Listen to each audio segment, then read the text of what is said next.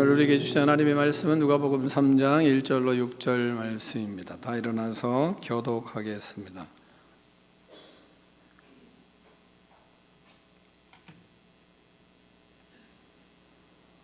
디베레오 황제가 통치한 지 15해 곧 본디오 빌라도가 유다의 총독으로 헤롯이 갈릴리 분봉왕으로 그 동생 빌립이 이두레와 두라고니 지방의 분봉왕으로 루사니아가 아빌레네의 분봉왕으로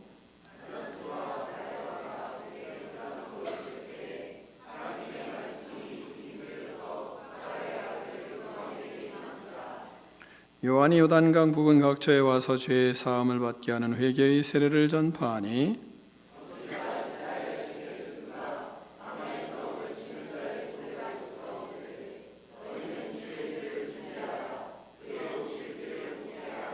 모든 골짜기가 메어지고 모든 산과 작은 산이 낮아지고 굽은 것이 곧아지고 험한 길이 평탄하여질 것이요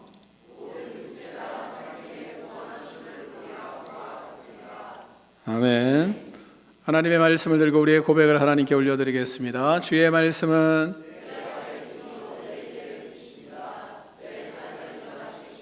주께서 말씀하신 대로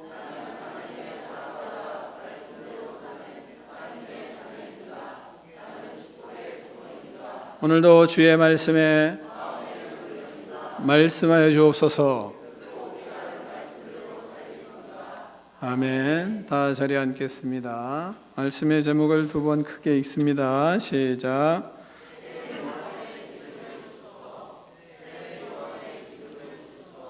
아멘. 본문은 디베레오 황제가 통치한 때를 비롯해서 그 시대를 쫙 누가 통치했는지를 말씀을 소개하고 있습니다.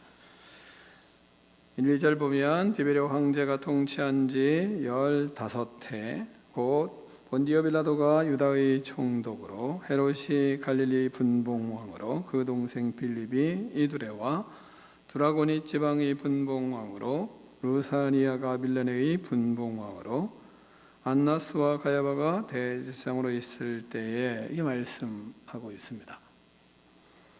성경에 이렇게 시대에 통치하는 사람들을 구체적으로 소개하는 성경은 찾아보기 어렵습니다. 그런데 왜 누가는 이렇게 당시에 통치하는 사람들을 구체적으로 한 사람 한 사람 다 소개하고 있는 것일까요? 왜 그렇게 사람들을 거론하고 있는 것일까요? 어떻게 생각하세요? 시대의 통치자의 이름을 구체적으로 소개하는 것은 이 본문 말씀이 역사성을 가지고 있는 것을 강조하는 겁니다. 어디서 뚝 떨어진 것이 아니라 시대의 역사 속에 역사 한가운데 이루어진 일이다 라는 것을 강조하기 위해서 그 시대의 통치자들을 구체적으로 다 소개하고 있는 겁니다. 세례 요한은 어떤 신비한 사람이 아니라 역사의 한복판에 있었던 사람이라는 것을 강조하는 것이고 그 역사의 한복판에 하나님이 말씀하셨다라는 것을 강조하고 있는 겁니다. 이와 같은 통치자들이 다스리던 때에 세례 요한에게 하나님의 말씀이 임하였습니다.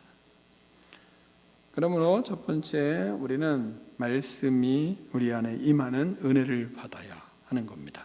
말씀이 임하는 은혜가 있어야 됩니다.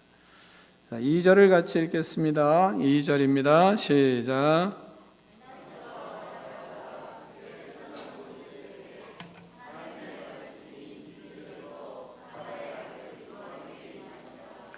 아멘. 자, 이런 사람들이 통치하던 때 또한 성전에서는 안나스와 가야바가 대제사장으로 있을 때 그때 하나님의 말씀이 빈들에서 사가랴의 아들 요한에게 임하였다 이 말씀하고 있습니다. 빈들에 있던 세례 요한에게 하나님의 말씀이 임하였습니다.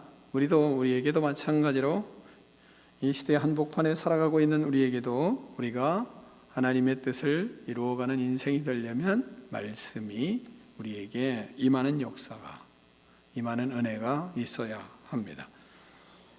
여러분 상황에서, 여러분의 삶에서 말씀의 은혜가 임해야 하는 겁니다. 그럼 누구에게 말씀이 임하였는가? 본문을 보면 성령 충만한 사람에게 말씀이 임합니다. 15절, 16절을 보면 15절에 이렇게 말씀하고 있어요. 이는 그가 주의 앞에 큰 자가 되며 포도주와 독한 술을 마시지 아니하며 모태로부터 성령의 충만함을 받았다. 이 말씀하고 있습니다. 세례 요한은 모태로부터 성령이 충만한 사람이었습니다. 또한 그의 삶은 세상에 짝하지 아니하고 성령 충만함으로 포도주나 독한 술을 마시지 않았다. 이 말하고 있습니다. 다시 말하면 세상에 짝하지 않았다는 거예요. 세상의 방법으로 인생을 살아가지 않았다는 겁니다. 민수기 6장 2절로 3절을 보면 이렇게 말씀하십니다. 이스라엘 자손에게 전하여 그들에게 이르라. 남자나 여자가 특별한 서원 곧 나시린의 서원을 하고 자기 몸을 구별하여 여호와께 드리려고 하면 포도주와 독주를 멀리하며 포도주로 된 초나 독주로 된 초를 마시지 말며 포도즙도 마시지 말며 생포도나 건포도도 먹지 말지니. 이 말씀하고 있습니다. 세례 요한은 나시린으로 부름을 받았습니다. 그는 성령에 충만하였습니다. 구별된 삶을 살았습니다. 그에게 하나님의 말씀이 임하였습니다. 우리도 하나님의 말씀이 임하려면 세상과 짝하지 아니하고 성령에 충만할 때 하나님의 말씀이 임하는 겁니다. 여러분이 성령에 충만하여 하나님의 말씀이 임하고 그리스도의 능력이 여러분에게 나타나는 축복이 있기를 축원합니다. 또한 말씀이 임하는 은혜는 누가 누리는가? 두 번째 보면 많은 사람을 구하려 하는 자에게 말씀이 임하는 겁니다. 16절에 보면 세례 요한에게 말씀이 임했는데 그는 어떤 사람이었는지를 소개하고 있어요. 이스라엘 자손을 주 곧 그들이 하나님께로 많이 돌아오게 하겠습니다. 말씀하고 있습니다. 그러니까 세례 요한의 삶은 하나님께로 많은 사람을 돌아오게 하는 삶을 살았기 때문에 그에게 하나님의 말씀이 임한 것입니다. 그는 부르심을 따르기 위하여 성령에 충만하여 빈들에서 살았습니다. 빈들에서 세상을 따르지 아니하고 절제하며 기도하며 살았습니다. 요한은 많은 영혼을 구원하기 위한 목적을 가지고 살았습니다. 그에게 하나님의 말씀이 임하였습니다. 우리도 하나님께서 구하시고 우리를 택하신 이유가 뭡니까? 많은 영혼을 구원하기 위하여 하나님은 우리를 택하셨습니다. 추수할 일꾼이 되게 하기 위해서 하나님은 우리를 부르셨어요. 하나님의 자녀가 되게 하셨고 우리를 구원하여 주시고 우리도 영혼을 구원하는 그런 삶을 살아가야 되는 겁니다. 영혼을 구원하는 삶을 살 때, 그럴 때 하나님은 그에게 성령의 충만함을 통하여 하나님의 말씀이 임하는 것을 우리에게 보여주고 있습니다. 세례 요한과 같이 택함 받은 자로 하나님의 말씀을, 하나님의 말씀의 임재를 간절히 사모하는 신실한 제자들이 되기를 소망합니다. 두 번째, 우리는 들음의 은혜를 받아야 합니다. 말씀을 잘 듣는 은혜를 받으셔야 됩니다. 들음의 은혜가 있어야, 그래야 말씀의 은혜가 임하는 겁니다. 하나님은 세례 요한이 광야에서 외치는 자의 소리라 이렇게 말씀하고 있습니다. 4절을 같이 읽습니다. 4절입니다. 시작.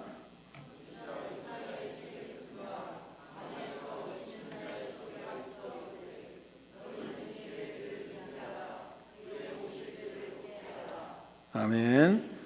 세례 요한은 광야에서 외치는 자의 소리였습니다. 그럼 광야에서 외치는 자의 소리인 세례 요한은 무엇을 외쳐야 하겠습니까? 들은 것을 외쳐야죠. 들은 게 없는데 뭐 어떻게 외치겠어요? 들은 것이 있어야만 외치는 자의 소리가 될 수 있습니다. 그래서 세례 요한은 들음의 은혜가 있었던 사람입니다. 그러므로 우리도 들음의 은혜가 있어야 전할 수 있고 소리를 칠 수 있고 외칠 수 있고 선포할 수 있는 겁니다. 그러므로 세례 요한은 광야에서 사는 목적이 어디에 있겠습니까? 말씀을 들을 수 있는 자가 되기 위하여 광야가 필요했던 겁니다. 세상의 것들을 왜 즐기지 않았을까요? 왜 포도주나 독주를 마시지 않아야 했을까요? 싫어서일까요? 유혹이 없었을까요? 어떤 면에서는 사탄의 유혹이 광야에서 먹고 마시는 것, 입는 것에 더 심했을 겁니다. 왜냐하면 예수님이 그러셨기 때문에.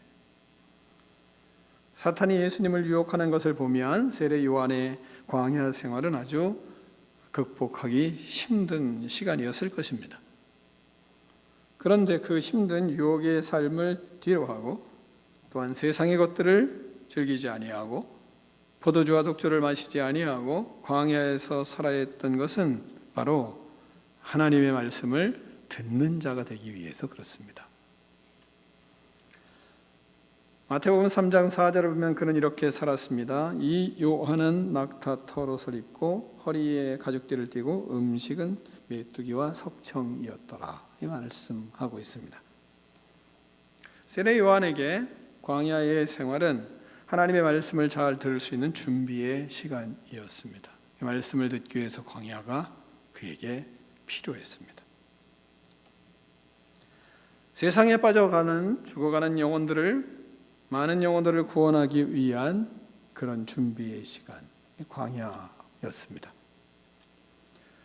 영혼 구원의 사명을 위해 말씀을 듣는 영적인 귀가 열려야 했습니다. 광야의 훈련이 세례 요한에게 필요했습니다. 우리도 하나님의 말씀을 듣는 훈련을, 은혜를 받아야 합니다. 말씀을 들을 수 있는 귀가 열리기 위하여 요한과 같은 광야가 필요합니다. 말씀을 들으려면 광야의 시간, 외로움의 시간, 고독의 시간, 고난의 시간, 절제의 시간, 아픔의 시간이 필요합니다. 왜 우리에게 이와 같은 광야가 필요한 것일까요? 그것은 우리의 마음에 찌꺼기가 제거되어야 하기 때문에 그렇습니다. 예레미야 17장 9절을 보면 만물보다 거짓되고 심히 부패한 것은 마음이라 누가 능히 이 일을 알리오마는 이렇게 말씀하고 있습니다.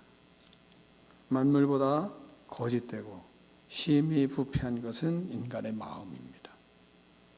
여러분이 막 시궁창이나 쓰레기 모아둔 데 이런 데 보면 무지 더럽죠, 그죠?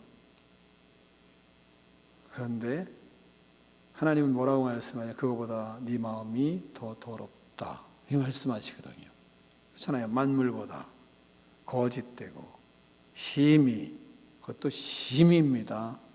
그냥 부패한 게 아니라 심히 부패한 것이 네 마음이야. 하나님은 그렇게 말씀하시거든요. 그런데 본문은 뭐라 하냐면 누가 능히 이 일을 알리오마는, 다시 말하면 뭐야? 모른다, 이런 얘기입니다. 사람이 모른다는 거예요. 자신이 얼마나 부패하고 얼마나 썩어 있는지를 알지 못하는 겁니다. 왜요? 은혜를 모르기 때문에. 은혜를 받지 못하면, 그러면 자기의 상태를 인정하지 않습니다. 은혜를 받지 못하면 그것을 거부합니다. 자신의 문제가 심각한 것을 부정합니다. 왜? 은혜가 없기 때문에 그렇습니다. 다른 사람이 이야기했는데 잘 받아들이지 않아요. 그건 어쩔 수 없어요. 은혜가 없기 때문임을 알아야 돼요. 그냥 하나님의 은혜가 필요하구나. 교회에서도 마찬가지입니다. 무슨 얘기하면 멍뚱한 얘기하고 짜증내고 괜찮아요. 은혜가 없기 때문에 불쌍할 따름이에요. 그렇게 생각을 하셔야지. 저 사람은 왜 그래?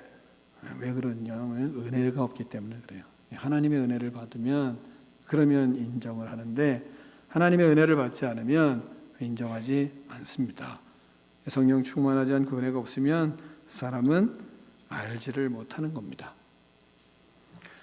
사람은 그래서 은혜를 받아야만 사람이 됩니다.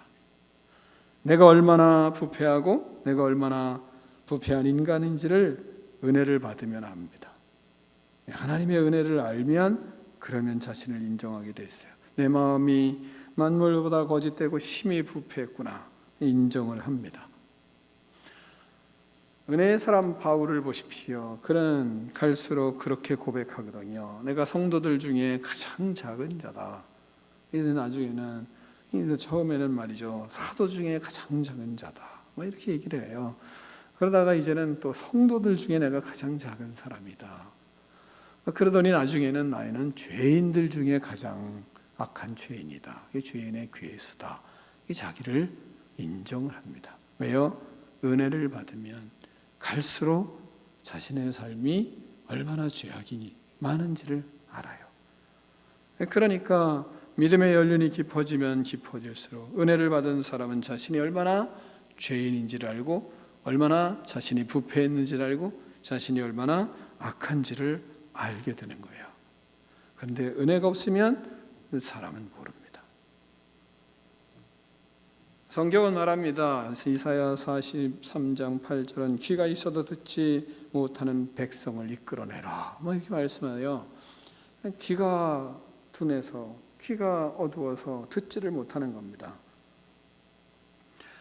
예레미야 5장 31절 보면 그 이유가 왜 그러냐?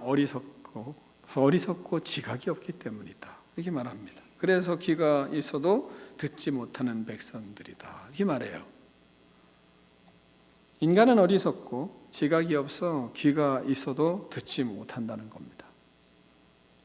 또한 에스겔서 12장 2절은 뭐라고 얘기했냐면 반역하는 족속이기 때문에 그래서 듣는 귀가 있어도 듣지 아니한다. 이 말합니다. 그러니까 왜 못 듣는가? 귀가 있어도 그 마음에 반역하는 마음이 가득하다는 거예요.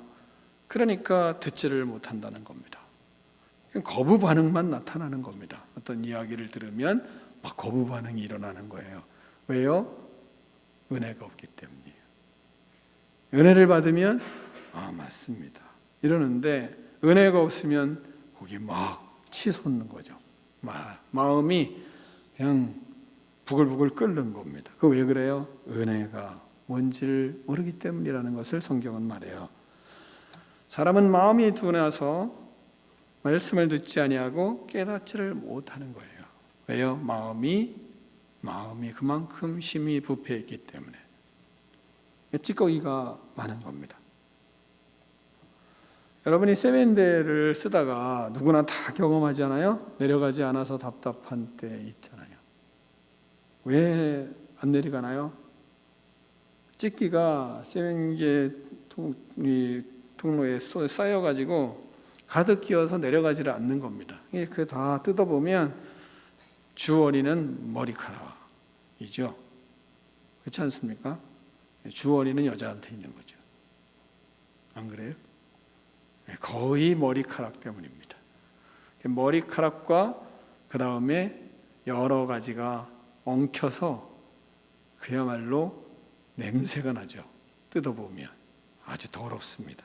그게 끼어 있기 때문에 그래서 그것이 썩어서 찌끼가 응겨 붙으니까 그러니까 그 관이 꽉 막혀 있습니다. 그래서 물이 내려가지 않아요. 그 찌꺼기를 제거하면 물이 시원하게 내려갑니다. 여러분이 동맥경화나 아니면 혈압이 생기는 건 왜 그렇습니까? 그것도 혈관에 찌끼가 끼기 때문이죠. 혈관에 혈전이 응고되고 찌끼가 껴서 막혀 있기 때문입니다.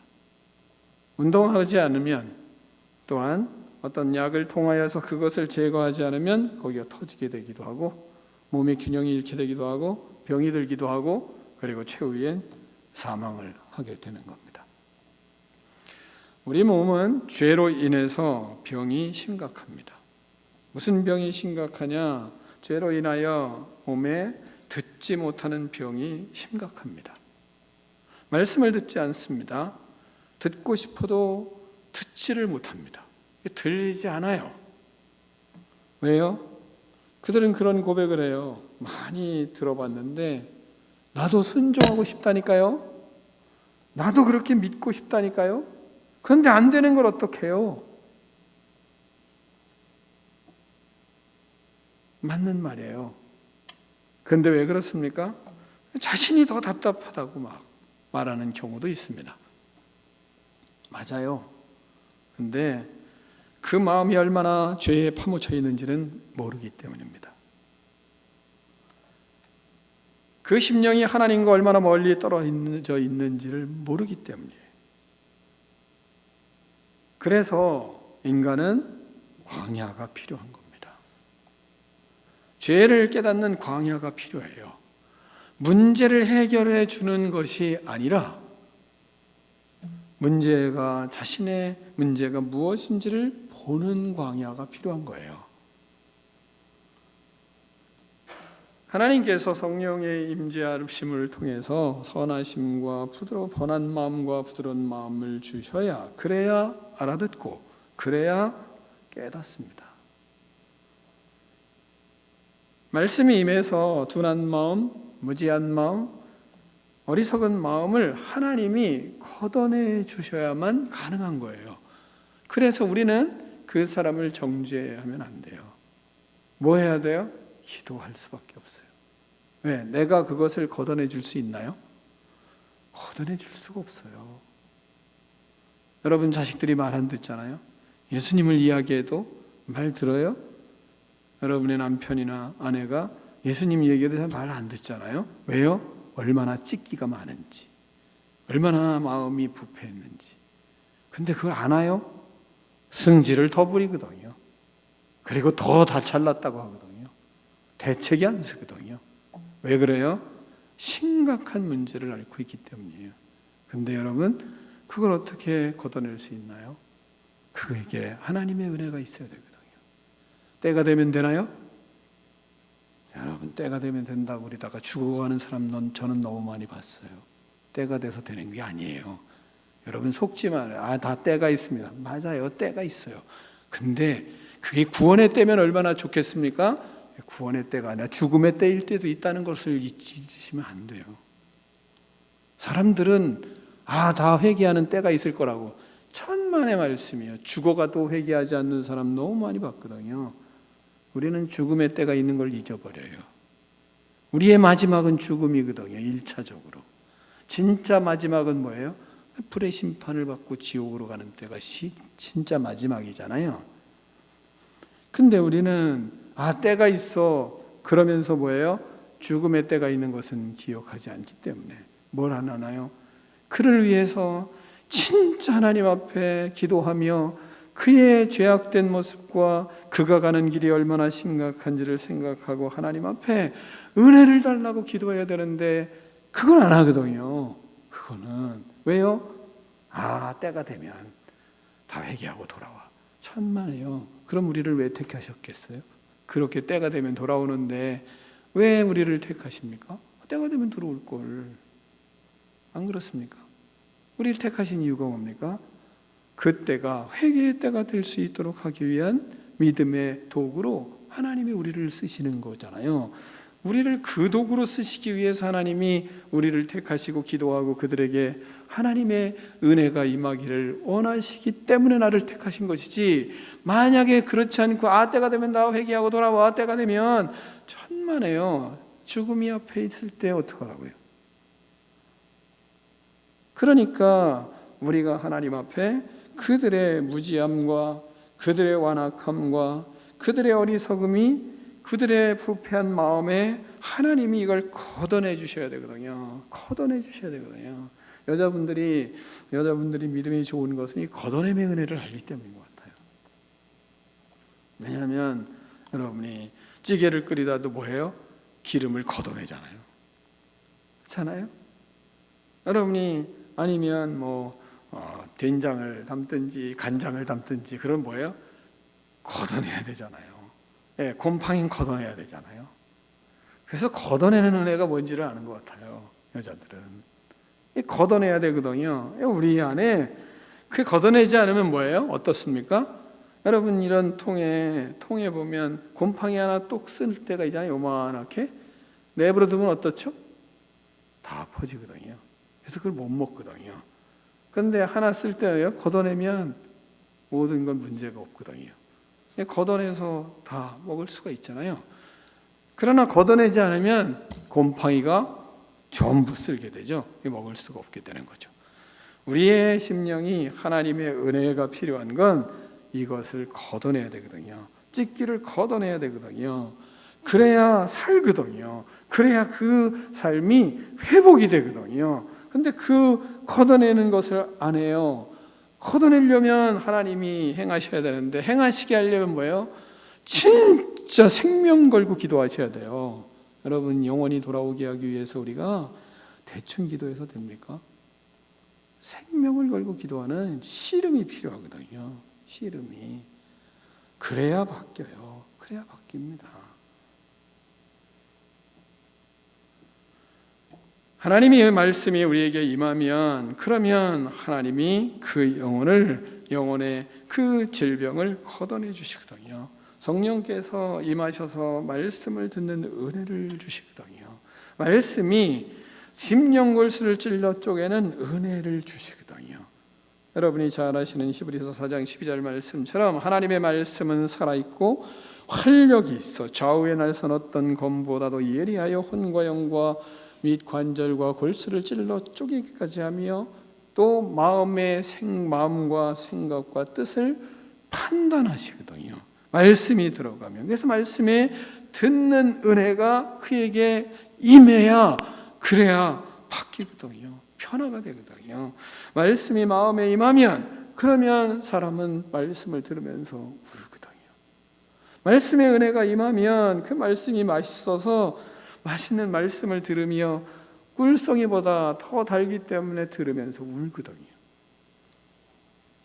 말씀이 우리의 심령에 임하면 그런 역사가 일어나거든요. 그러므로 전하는 자나 듣는 자가 모두 하나님의 말씀에 하나님 은혜가 있어야 삽니다. 이 2013년 하나님의 말씀이 내 안에 임하고 말씀에 듣는 귀가 열리는 그 은혜가 나에게 있기를 원합니다. 나와 나의 가정이 하나님의 말씀의 은혜를 힘입을 수 있는 그런 은혜가 있기를 원합니다. 이 기도가 저와 여러분의 기도가 되기를 축원합니다. 그러면 회개합니다. 그러면 회개의 세례를 전파하게 되는 겁니다. 그래서 회개의 세례를 전파한 세례 요한의 모습을 우리는 보게 되잖아요. 말씀을 전하는 은혜가 미치는 겁니다. 우리의 힘으로가 아니라 이런 은혜의 흐름이 있을 때 말씀이 임하고 말씀에 듣는 그런 귀가 열리면, 그러면 말씀이 우리 마음에 심겨져서 이제는 회개의 복음을 전할 수밖에 없는 사람이 되는 거예요. 은혜의 말씀을 전하게 됩니다. 3절을 같이 읽습니다. 3절입니다. 시작.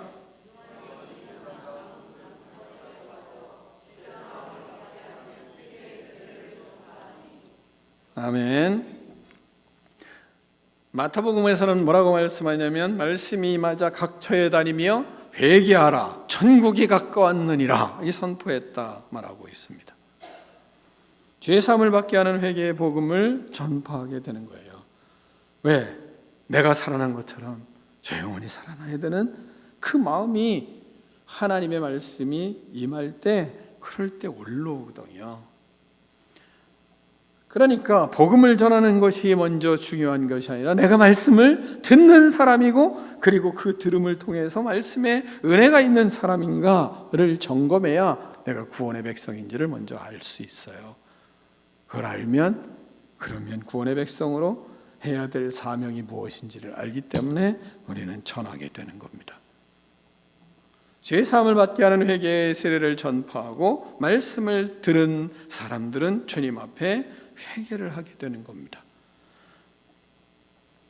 마태복음 3장 6절에서는 그들이 복음을 듣더니 자기들의 죄를 자복하고 요단강에서 그에게 세례를 받더라, 이렇게 말씀하고 있습니다. 회개하는 우리 인생의 가장 큰 은혜 중에 은혜예요. 회개가. 회개했을 때 우리는 말씀을 듣고 믿음의 길들을 걸어가거든요. 말씀을 듣고 그러므로 죄를 회개하십시오. 누구든 회개해야 됩니다. 믿지 않는 사람이든 믿는 사람이든 부자든 세리든 군인이든 다 하나님 앞에 회개를 해야 됩니다. 3장 11절로부터 말씀을 보면 그렇게 말해요. 회개를 어떻게 하는 건가? 옷 두 벌 있는 자는 옷 없는 자에게 나눠주는 것이고, 그리고 먹을 것이 있는 자는 그 먹을 것이 있는 자 또 그렇게 할 것이니라, 이 말씀하고 있습니다. 그러니까 이것은 부자가 아니겠어요? 옷이 있는데 그 옷을 서로 나눠주고, 또한 먹을 것이 있는데 서로 나눠주고, 이건 부자가 하는 일이죠. 있는 자가 하는 일 아니겠습니까? 또한 뭐라고 얘기합니까? 세리도 회개해야 되고, 또한 14절에서는 군인들도 회개해야 된다. 다시 말하면 무슨 얘기입니까? 모두가 하나님 앞에 회개해야 된다, 이런 말씀을 하고 있는 겁니다. 하나님의 말씀을 듣고, 그리고 하나님의 말씀이 내 마음에 임하면, 그러면 우리는 하나님의 회개할 수밖에 없고, 회개의 말씀을 전하고 복음을 전할 수밖에 없는 겁니다. 그러므로 하나님은 회개에 합당한 열매를 맺어라 말씀을 하세요. 9절에는 그러면서 이렇게 말씀하십니다. 좋은 열매를 맺지 아니하는 나무마다 찍혀 불에 던져지리라 말씀하십니다. 사랑하는 성도 여러분, 하나님의 말씀을 2024년에는 말씀이 여러분의 마음에 진실로 임하는 은혜가 있기를 바라고, 또한 하나님의 말씀을 듣는 은혜가 있기를 바라고, 그리고 그를 통하여 회개하고 여러분을 통해서 또한 타인도 회개하는 그런 역사가 일어나므로 여러분을 통해 하나님을 영접하고 예수님을 영접하고 구원의 은총을 힘입는 믿음의 사람들이 일어나기를 간절히 축원합니다. 말씀을 듣고 죄악의 삶을 청산하고 구원의 백성이 되는 축복이 저와 여러분의 삶에 일어나기를 축원합니다. 기도하겠습니다. 하나님 아버지, 감사합니다. 말씀이 임하는 은혜 누리기를 원합니다. 성령의 충만함을 주시고 하나님 영혼 구원의 열정으로 살아가는 믿음의 인생 되게 하여 주시옵소서. 말씀을 듣는 은혜를 허락하여 주시고, 말씀을 전함으로 하나님 아버지, 나도 회개하고 그 말씀을 듣는 자도 회개하고 하나님의 놀라운 역사가 일어나는 축복의 인생들이 되게 하여 주시옵소서. 예수 그리스도 이름으로 축복하며 기도하옵나이다. 아멘.